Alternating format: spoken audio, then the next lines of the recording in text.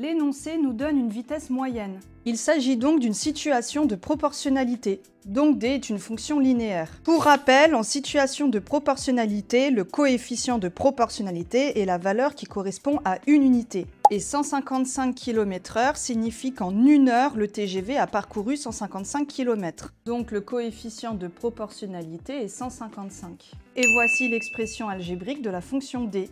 On souhaite maintenant calculer D de 1,5. 1,5 est entre parenthèses, c'est donc un antécédent. On veut donc calculer son image. Pour calculer l'image de 1,5, il faut multiplier par le coefficient. Et on obtient 232,5. Donc D de 1,5 est égal à 232,5. Cela signifie qu'en 1h30, le TGV a parcouru 232,5 km. Maintenant, on veut trouver un nombre t tel que D de t est égal à 775. T ici est entre parenthèses, donc t est l'antécédent de 775. Pour trouver l'antécédent de 775, cette fois il faut diviser par le coefficient, et on obtient 5. Donc t égale 5. Cela signifie qu'il faut 5 heures pour parcourir 775 km en TGV.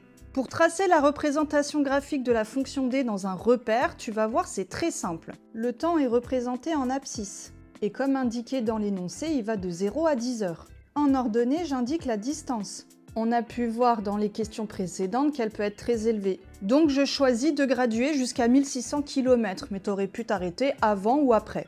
On a vu qu'une fonction linéaire est toujours représentée par une droite qui passe par l'origine. On a donc ici un premier point de la droite. Je vais utiliser les questions précédentes pour placer le deuxième point. Je choisis la question 4. Je sais qu'en 5 heures, le TGV a parcouru 775 km. Voici le deuxième point de la droite. Je peux maintenant la tracer avec une règle.